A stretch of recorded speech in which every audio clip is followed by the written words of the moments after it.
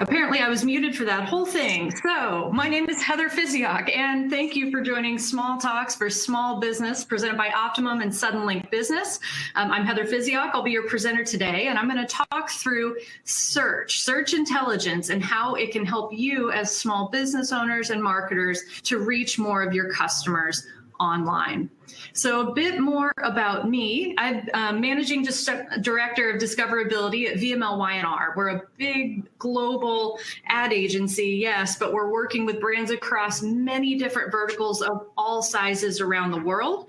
I lead our discoverability group of 40 experts across 3 different digital marketing disciplines. That's organic search, paid search, and performance content. And something I think that's very important to share here, I'm actually a former 2-time small business owner myself, so I have been through a lot of these things. And one of my small businesses was specifically to do digital marketing for other small and medium-sized businesses. So I'm speaking from the heart. It's good to be back in the small biz community. My background is journalism and advertising, followed by an executive MBA. And outside of my day job, I like to share knowledge with others. So I teach digital marketing at KU at the master's level, and then I do a bit of speaking on the international search stage. So very, very excited to be with you here today. So I mentioned that I oversee 3 teams. I want to just quickly define those. I may reference those throughout, but organic search, you may know this as search engine optimization or SEO. This is where we're earning our way to the top of the rankings. And then there's paid search. So this is the paid auction counterpart of organic search. You might also hear this as search engine marketing or SEM, pay-per-click, PPC. A lot of names for the same thing. And finally, our performance content team. So they're all about creating digital content that performs. They take our search data and then they apply it to make sure that content is going to drive the action that the brand cares about. So to kick us off, I want to share with you a short video. Let's cue it up.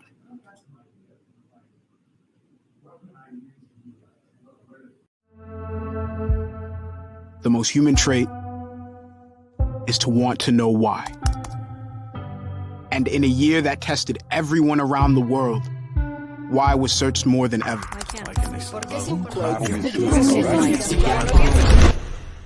The spread of the coronavirus has passed a significant milestone. And while we didn't find all the answers, we kept asking.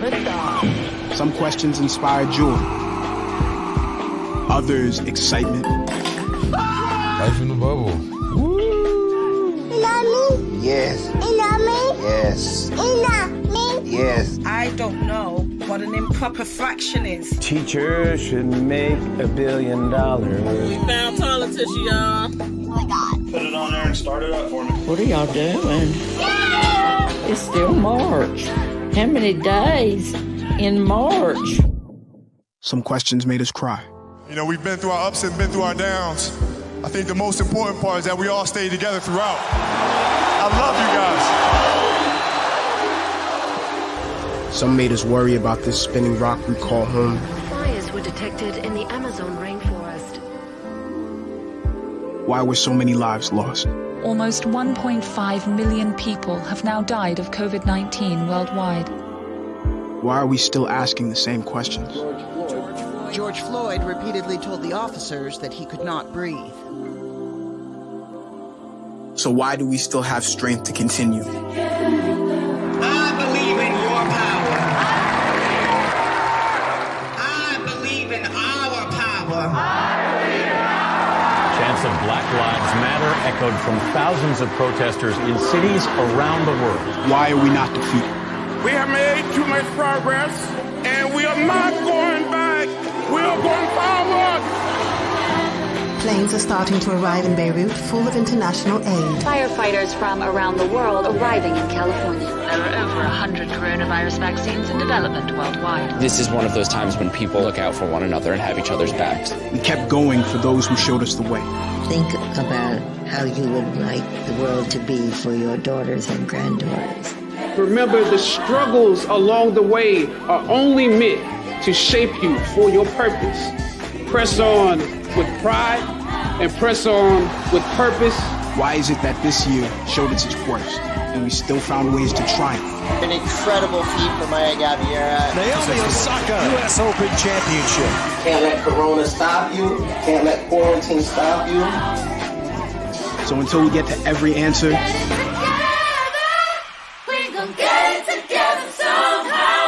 we're still searching.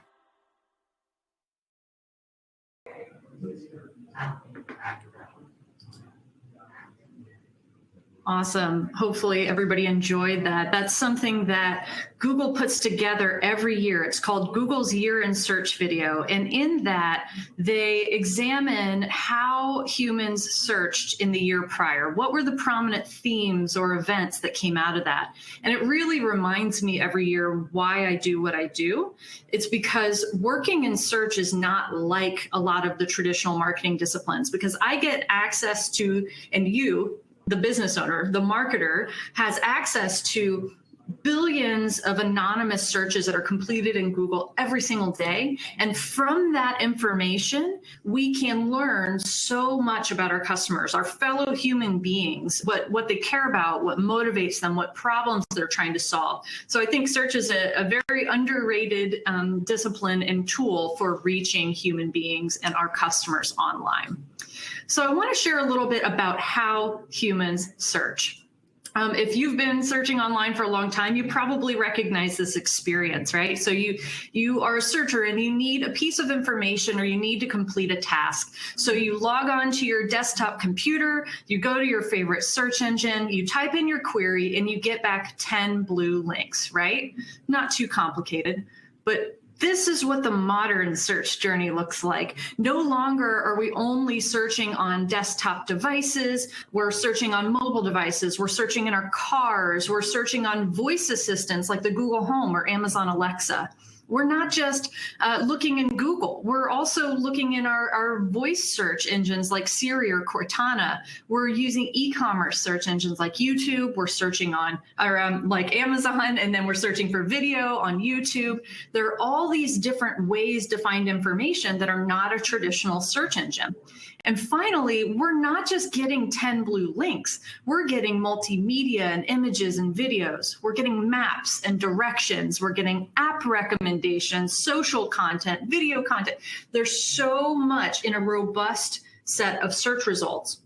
So that makes for a very complicated search landscape, but it also means a lot of opportunity for small businesses to show up when their customers are searching in those moments that matter most. And so over time, search engines and their algorithms have gotten smarter, and they're conditioning us, the searchers, to ask better questions. And so our understanding as searchers has become more intuitive. We've gotten smarter about what we search for to get to our answers faster. And we've learned that we can find answers immediately to almost anything online. We've become accustomed to instantaneous search results, and it's become this second nature, integral part of our daily lives. And so marketers can learn about this online human behavior through things like research, social listening, and analytics, and my favorite, search intelligence.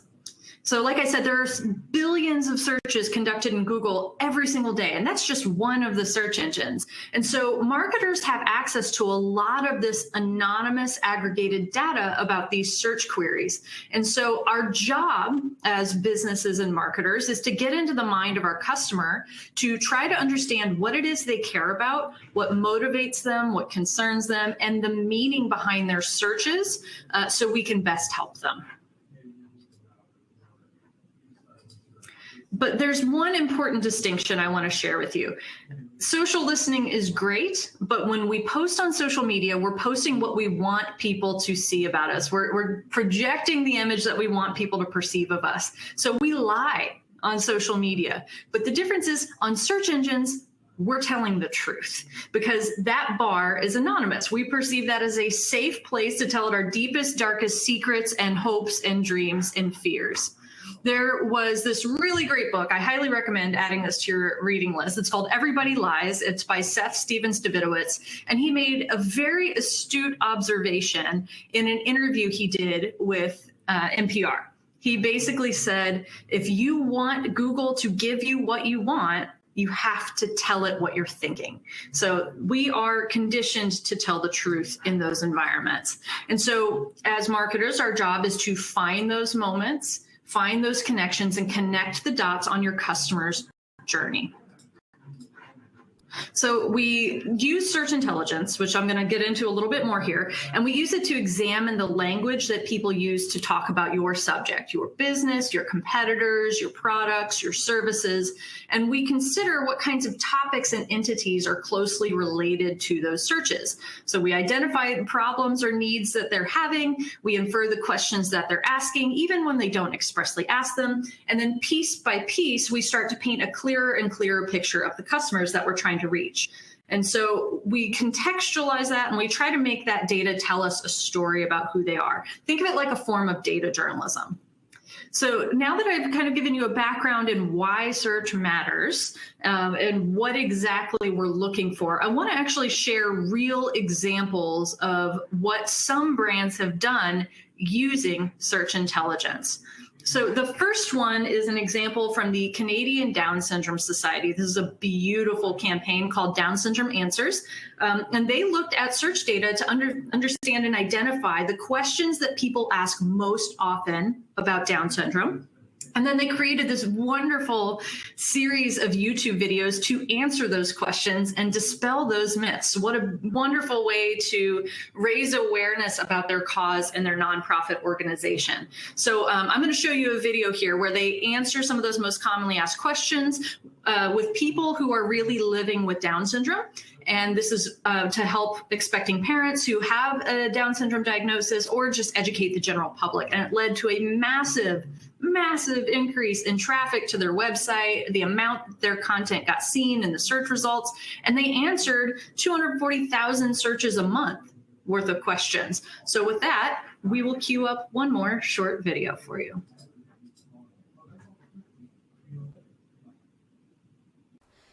How long does a person with Down syndrome live? Today, a baby born with Down syndrome can expect to live to the age of 60 and beyond. But honestly, I don't know how long I'm going to live any more than you do. I'm 42, but I think I have good things left in me. I will spread my wings.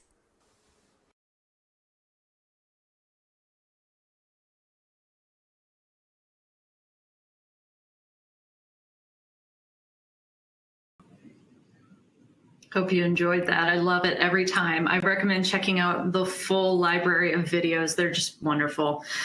So I want to share another really great use case for search data for you, not just educating and informing people. Let's think about how it affects health businesses. So researchers have for a long time used Google search data to gauge the impact of things like heat waves or improving prediction models for flu-like illnesses, monitoring the incidence of Lyme disease, and even detecting patterns in illnesses like diabetes, cancer, and depression.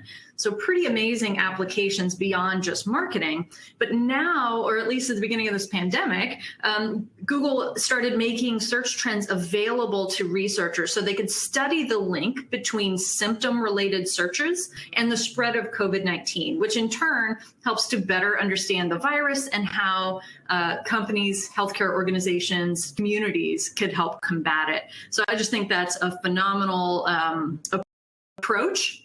And so this is just a screenshot of a data visualization where we took that search data and experts broke it into these different categories, ranging from what general knowledge do they need to know about the pandemic, to how they could best prepare, to how it will impact the economy. And so understanding those important questions that people ask allows companies to publish accurate, reliable information that people can count on to help the public navigate the crisis and potentially combat the spread of misinformation.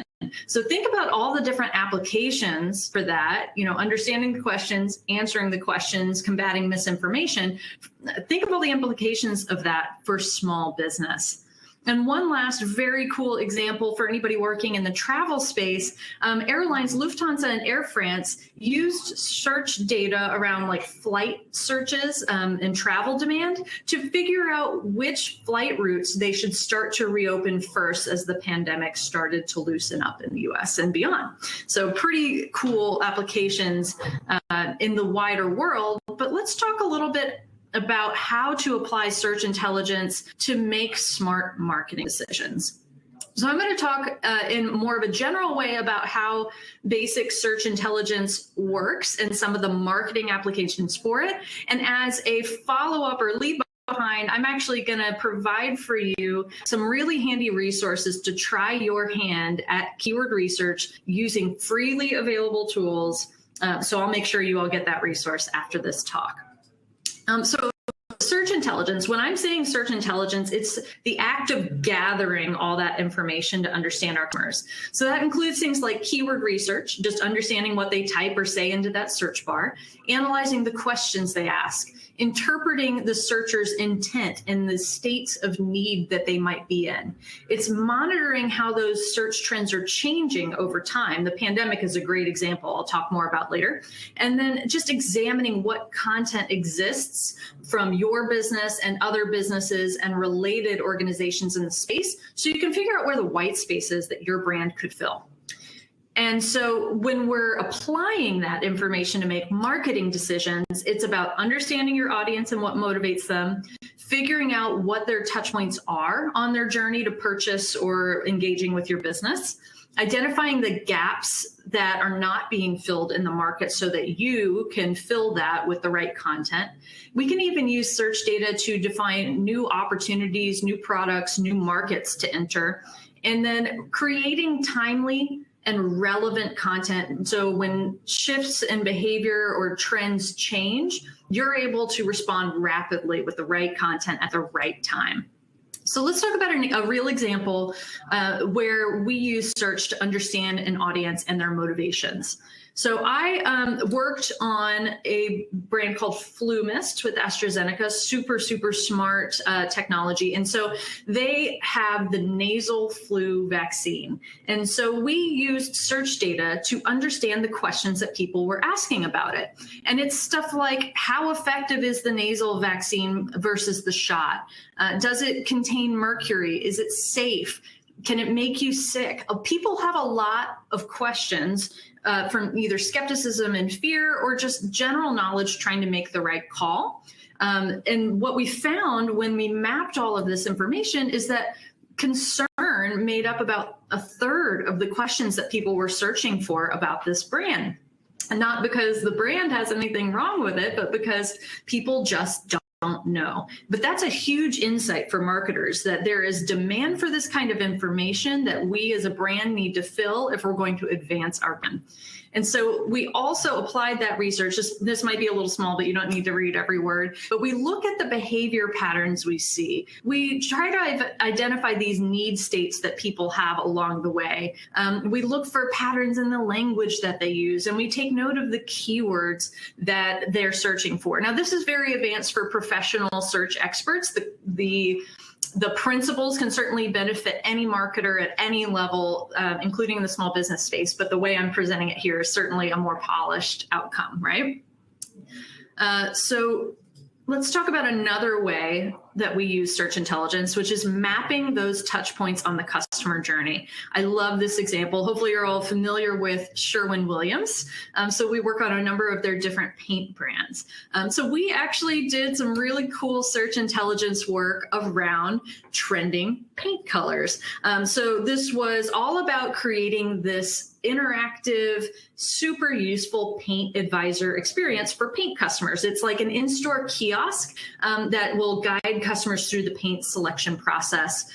So we used this understanding of the kinds of paint colors that people care about most right now to determine what content to put on the website, how to name things, how to make things easy to find on the website by putting the things that are most popular in the most prominent locations. And so we did this keyword research to understand the customer mindset around these interior paint colors, black, blue, brown, gray, and so on, and the kinds of colors they're searching for, what informs their choices, and what kind of support they might need for their paint project. And so this search intelligence went a little bit deeper into trying to understand the questions that people are asking around the paints. So on the non-branded side, it's a lot of how-to and DIY questions. So if you work in any business where there's sort of a DIY element of what you sell, this is almost always a great content opportunity that you should answer these questions on your site. So how to paint a kitchen, how to get paint out of clothes, how to paint a room, can you paint vinyl siding? These are all questions that Sherwin-Williams is perfectly poised to answer for their customers. And then on the branded side, we also need to know what people are searching for around your brand. They're asking where to buy, who sells it, how much does it cost? We need to make sure that Sherwin-Williams is answering those questions for their customers. And so the way that we applied this, we identified some very specific searcher needs, and it fell into a few primary categories of search intent. It was specific projects and uses, how to use it, how to remove it, price and quality and price relative to quality, different shades and options, and how to choose the right paint for them. So understanding the customer, creating this content allows us to fulfill the needs of those customers and empower them to make the paint decisions and purchase with Sherwin-Williams. A few additional applications here. We also saw that they were searching for certain products by which room of the house they were working on. Geography related, we noticed that there were different trends based on what part of the country someone might be shopping in. So your location of your small business also matters. And the way we brought it to life on the website and other assorted experiences, we use the information to improve the entire experience on the sherwinwilliams.com website and make sure that the content that we were showing was serving those customer needs. So you've got paint guidance. We wrote long form articles that answered those more complex questions like the how-tos. And we created more engaging visual content because we saw that people, I mean, paint is a visual space, it makes sense. But we saw that people wanted more images to supplement the content they were reading. Smart stuff. So how about this next application? I think this is my favorite part of what we do, but it's identifying gaps in the space to meet searcher demand. So this is an example of me taking search intelligence and mapping it to the different content topics a brand should own. In this particular example, it was a health brand, and they specifically work in the hematology and blood diseases space. So one thing that you need to know as a marketer and a small business owner is that for you to show up in search results, you have to have the content that answers what people are searching for. If you do not have it, you don't show up, you don't exist. So it's truly critical. So when I did the search intelligence for this brand, I found all of these themes around conferences in the space, treatment guidelines for healthcare practitioners. People were searching for resources on how to manage their condition and live with a blood condition day to day. We saw a lot of search demand for new medications or treatments that were in the pipeline. And we saw a lot of really transactional searches around basic prescription information and dosing information. So that's great insight to know where the demand is. The next step for us was to figure out where were the gaps. Where were we not meeting that demand? And so we saw the themes in the search intelligence and we said, okay, we have a piece of content for this, but not this, this, or this. And those three pieces of content we're missing, we need to queue those up to be created. So here's a different example. This is more in the financial and insurance space. So we had a really interesting insurance client here, and we learned from a J.D. Power study that 3/4 of shoppers using insurance brand websites and aggregators are doing it to research and compare options and get quotes all before they ever talk to a live human being. And those of you who have worked in financial or insurance type backgrounds, you know that a lot of those organizations are still very push sales. But this is a really important insight that in order for push sales to work, we need to fill the pipeline of those salespeople. So we looked at the search intelligence and we found that there were all of these different questions and needs that searchers were having that the site simply wasn't delivering on. We found that only 1% of the content on their site was actually filling the needs of what searchers wanted. So we looked at across the entire life cycle of an insurance shopper from when they're first starting to compare their options.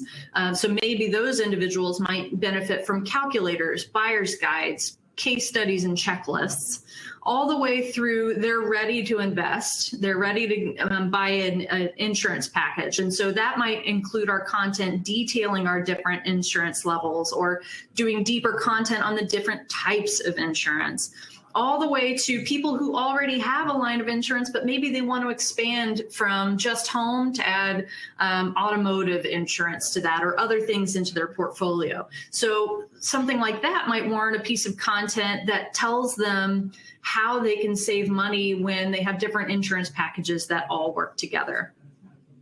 And so we were able to use that information to tell the brand exactly what content they should create. We suggested 3 types: topical answers, points of view, like expert points of view from their insurance agents, and then purely educational 101 type content. And you can see below that the competitive keyword gaps. Once we found out what people were searching for, we looked at this brand and their top 5 competitors. We found what the competitors weren't showing up for and they were, or vice versa.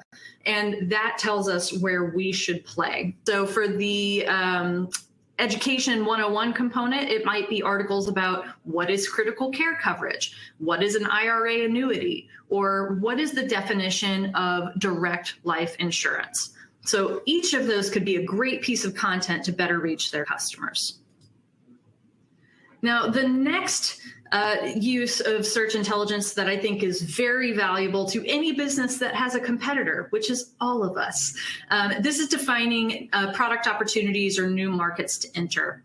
So this is a restaurant chain brand that you may know and love that is not named on this slide, so I'll just leave it up to you to guess. So when we first started working on this brand, they told us all about how the birthday party was their #1 priority. So naturally, we began our research there. We examined different brands in the space and found that a bunch of them, party and event spaces and quick service restaurants, were all going head to head on birthday parties. So it's extremely competitive. There's really no way to win and defend birthday party when it's that competitive without going a little bit deeper. So we suggested that they expand the content that they're creating to talk about kids' birthday party places, different birthday party themes that you could host at their place, or just general kids' birthday party planning and ideas. And these are great. I think they're important because they do need to own and defend a chunk of the birthday market. But I think the more insightful finding was this. Birthdays are important. Birthdays are an incredibly important component of search that they needed to defend and expand. But there are way more reasons to celebrate with your family at our client's restaurant chain. So this is not a traditional search intelligence exercise, but this is something anybody, any business owner could do. Go to a Starbucks, buy a few people coffee and ask some questions. But I did just an informal focus group of fathers. And I said, what are reasons you would go to a restaurant to celebrate with your family? And they came up with like 40 that have nothing to do with birthdays. So fundraisers, incentives, your kid loses a tooth or gets a great report card. You can take sports teams. So that, to me, allows us to tap into search volume around all these other ways to celebrate. And so that each of these could be a potential target or a potential content topic for this brand to win. Here's another one. So you may be familiar with the brand Wendy's. They have been a long time wonderful client of ours, and they're just constantly doing exciting stuff. So in 2018, Wendy's announced their partnership with DoorDash, which means they were going to start delivering Wendy's food. This is something they had never done before. So we needed to figure out, what do people search for? When, where, why, and how do they search for this stuff around delivery, so we can capitalize on that and make sure that we're talking about delivery in that way on the Wendy's website. And so they wanted to proactively provide information about upcoming delivery services. They wanted to drive people to this app. They wanted to raise awareness about it. But the content they had at the time on competitor sites didn't really address a lot of the questions that we saw people were searching for around delivery. So we wanted to stand out, and we created a whole page on the website dedicated to delivery and answering the questions that people searched for. We basically created an FAQ-like section where we would answer questions like, how do they keep my food warm, and what do I need to do, and how much does the delivery cost? And that would allow us to sort of educate and raise awareness and steer the conversation around Wendy's delivery. All about understanding what your customer wants and filling that gap. That's the big lesson I want you to take home today. All right, and the last one I want to talk about, I think this is super relevant in this current environment. No doubt many of you business owners have had a lot of change in this last year and a half, and you've had to make decisions on the fly. You've had to take risks, try things differently. So big shout out to all you small business owners surviving and thriving through this. But another very important application of search intelligence is to be able to detect and understand those really timely changes in the search behavior, so you can rapidly respond to those opportunities or to those crises. So I'm going to share a lot of information about a free open tool called Google Trends right now. So make a mental note, google.com/trends. You can look up your brand or brands like yours, or non-branded terms about your products, services, or base that you work in, and get a lot of really smart insights about the kinds of things people want. So let's look at how we applied it for a few businesses. So Google Trends is essentially something that allows us to see reasonably real-time information about how people are searching. So we can see emerging hot topics that are entering the zeitgeist, which in turn helps our clients fuel their content calendars for their websites and social media, email marketing, and other content that's just timely and relevant in the moment. So in this particular example, you can see how we were looking at interest in LGBTQ issues and pride over the course of the last 10, 15 years to help brands understand where they might fit into that conversation in a tasteful way. Another situation that we encountered, this is a consumer packaged goods food brand. So you probably have products in your pantry or freezer from this brand right now. And when COVID-19 hit and grocery store shelves were cleared by people preparing to hunker down in isolation, people suddenly needed to start getting creative with cooking with what they had in their pantries. So they needed recipes right away for the ingredients they had on hand. And this was a really important observation in the data that led us to go deeper and take this moment to make sure we were showing up for people online. So this is just one of many trending opportunities that arose post-COVID that have helped us to deliver really smart content and optimizations for our CPG clients, especially on e-commerce. So this brand is now available to be bought in grocery delivery and Amazon delivery services. But in order to get people to be even aware that that's an option, we have to draw them in with recipe content. So we saw what to cook with and what to make with searches increase significantly that first week of April. And we, of course, wanted to respond to that as rapidly as possible. Unfortunately, I had a slide issue here, so I can't show in this version, but the final download version will actually show you some of the tables of search data we found around, like the fastest rising recipe searches.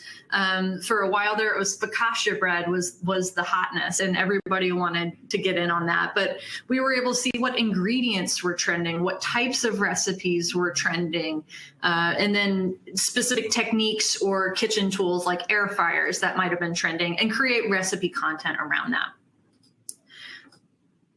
The next example I have for you is from the YMCA. So hopefully everybody's familiar with YMCA and has a local branch you love. But in response to the challenges that COVID-19 posed to communities and their families, YMCA did something that I find very important. They launched a national scale program to help on a local level that would allow kids to actually come into their physical locations to do their remote learning. And so this is an invaluable service, I'm sure parents will agree, to just supplement childcare needs during this difficult time, or simply get a break from doing 14 full-time jobs at once now that you're working from home and trying to parent and be a teacher all at the same time. So shout out to all of you doing double and triple duty right now. So we looked at search trends around the language that people were using around the country to refer to remote learning or distance learning, virtual learning. And by understanding that, we were able to create content. Well, first of all, name the program in an intuitive way that anybody could find and take advantage of. But it also comes into play when we're thinking about how to optimize each YMCA locations page for the language people are actually using in that region. I just think that's a great community contribution from them. So finally, I want to bring it home. Hopefully those examples are all sparking some ideas for how you can actually apply this in your business. And honestly, this is just the beginning. I've been doing this 15 years and I'm still learning every single day. But the number one thing I want to leave you with is I want you to start getting your hands dirty with a little bit of search information about your customers, just to make smarter marketing decisions and better choices about what to put on your website, put simply. So use that search data to understand your small and medium-sized business customers now. The tools that I will make sure you all get, they're things like Moz Analytics and SEMrush probably have a few free things before you have to pay, but Google Trends is free. Google Keyword Planner is free. Answer the Public, to an extent, is free. I'm pretty sure WordStream's Word Tracker is free. There are all of these tools available to small business owners that you can use today to find out what your customers are searching for. Start typing in your product or your service or the name of your business and just see what's out there. And the other call to action I want to give you here is this is only step one. Step two is actually creating content that answers those questions and publishing it on your website, making sure people can find it. The thing about organic search is that you earn your way there and it builds on itself over time, even without a media budget. And that's what I think the best benefit of doing search engine optimization is for small businesses.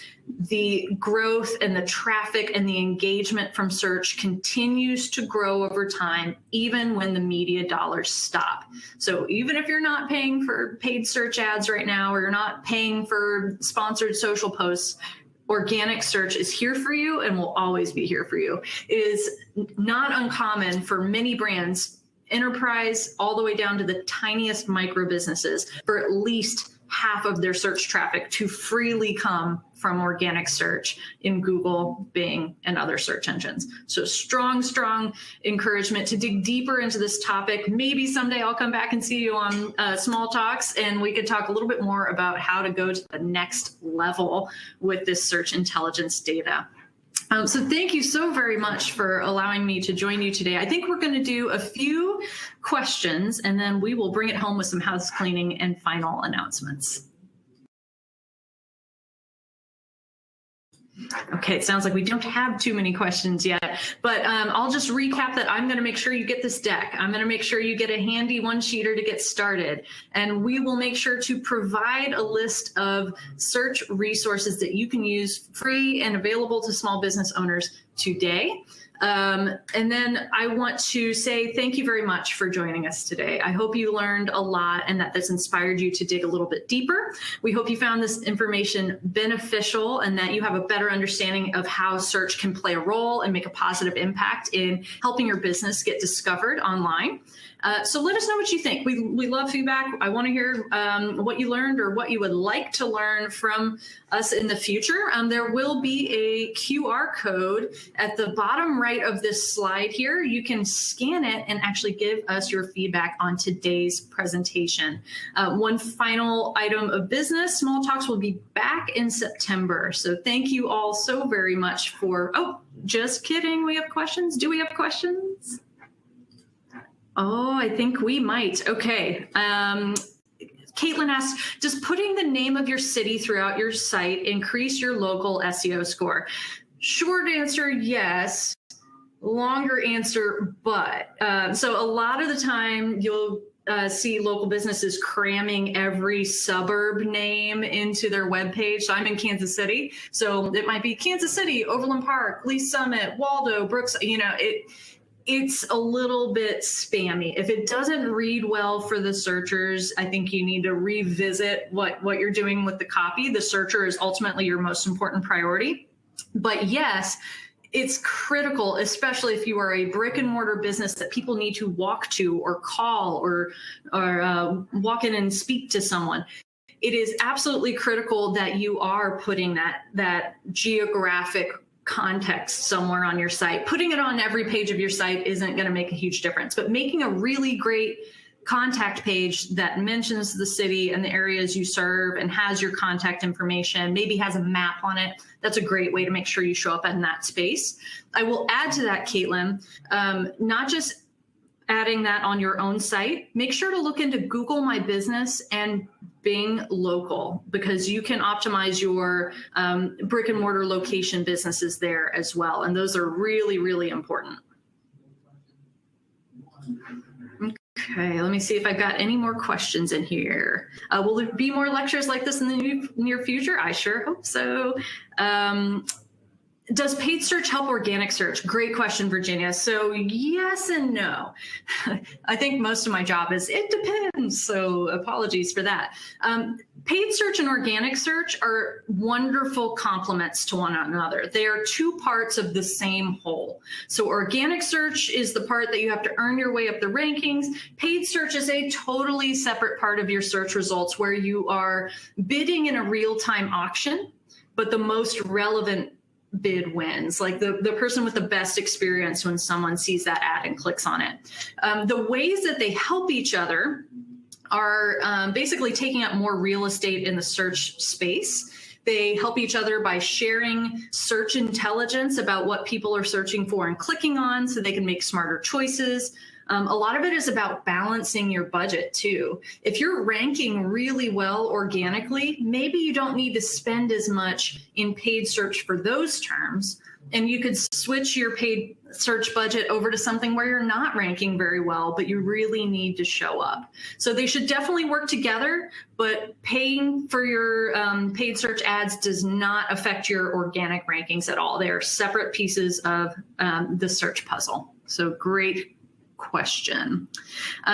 I will answer sort of a semi-specific one here for Rose. She recently opened a bridal boutique in a downtown area, and she's basically just getting off the ground, it sounds like, and wants to know how to drum up business. And this is the absolute best scenario to use organic search and search intelligence in. So Rose and everybody who's trying to get a business up off the ground, it's so important to figure out what it is your customers care about and what they are searching for. So Rose, if you were to go to Google Trends, I might look up bridal boutique or bridesmaid dresses or things like that in Google Trends and look for the fastest rising questions or topics or keywords on that page. And once you know what those are, think about creating web pages on your website that maybe answer those questions well. So I'm going to just make up an example off the top of my head here. Maybe a bride is just getting started on her journey to find the perfect dress. And she has no idea what to expect in an appointment, if she should bring something or what information she needs to have on hand. So maybe the search intelligence reveals that. And you create a page that is really robust and helpful and genuine on what to expect, what to bring, and how that appointment's going to go. Totally made up example here, but that's how you might take that from end to end. Let's see here. I'm still fielding questions. Should I put the city's location in alt text for pictures of a house remodeled in a city? Yes. Totally. Love your example. For example, house remodeled in Darien, Connecticut. That is such a great, authentic way to work in those like suburb and city names without being really spammy. You can caption it. You can alt text, for those of you who are unfamiliar. It's a tool to describe the contents of an image. It's just a little background tag. So if I have a picture of my dog Poppy, I might say Australian cattle dog mix or something like that. And what that is used for primarily is accessibility. So if someone is visually impaired, they may use something like a screen reader to describe the contents of a web page. And so in lieu of being able to see that image, it will describe that image to them. It has the second added benefit of benefiting search, because Google, well, they kind of can see what's in your image now, but they can't really see what's in your image. They're like crawling code and text. So it just gives them a text line to supplement that so they understand what the image is about. So Caitlin, love that idea. Totally recommend it. I think it's brilliant. Awesome. Okay, well, that's all the questions I see in here. But if anybody has any additional questions going forward, I am available on Twitter and LinkedIn. It's just Heather Physioc, P-H-Y-S-I-O-C, and I am happy to take further questions there. Once again, thank you so very much to everyone who joined us today. Thanks to Suddenlink Business and Optimum Business for inviting me and for putting this wonderful event on. Please do remember to share your feedback at that QR code at the bottom of the slide. So everybody have a great rest of your day. Small Talks will be back for you in September.